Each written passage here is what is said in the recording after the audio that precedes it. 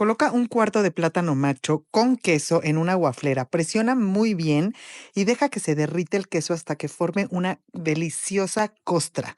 Después, llévatelos a una charola y checa muy bien. Le puse un poquito de cochinita pibil que me fascina, un poquito de aguacate, si tienes cebollita con habanero y tienes estos panuchos en plátano macho que están, mi hijo no se pudo resistir y me pidió que por favor ya lo quería probar y le encantaron, así que los tienes que hacer.